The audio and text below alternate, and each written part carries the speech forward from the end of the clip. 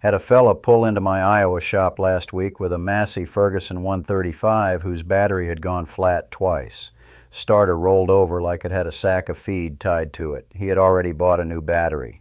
Trouble was that old Massey was not putting the charge back in. Before you blame the generator or alternator, put a meter right on the battery posts. Engine off, a healthy 12-volt battery should be near 12.6 volts, a 6-volt battery about 6.3.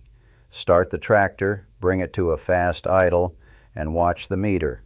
A 12-volt system should rise into roughly 13.8 to 14.5 volts.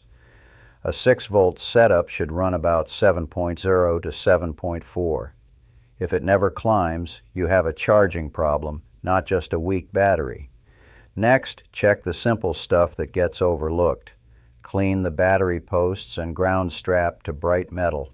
Look at the belt. If it is oily, glazed, or loose enough to deflect more than about 3/4 of an inch, it can slip and leave you with no charge.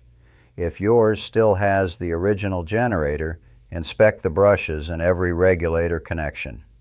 Sticking brushes, a bad ground, or corroded regulator terminals are common. Do not start jumping terminals without the wiring diagram. These tractors came 6 and 12 volt with different ground polarities, and the wrong shortcut makes expensive smoke.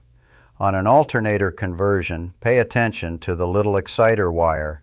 A 3-wire alternator may not wake up if that switched LED or warning lamp circuit is open. Check it before buying another alternator. Here is my pro tip. When a charging system quits after a bumpy field, grab the ground strap first. I have seen paint under one eyelet cause more trouble than a bad generator ever did. For the correct wiring diagram, test values, and repair steps for your Massey Ferguson 135, get the service manual at the manual store. Link is below. Thumbs up if this helped, and I will see you in the next one.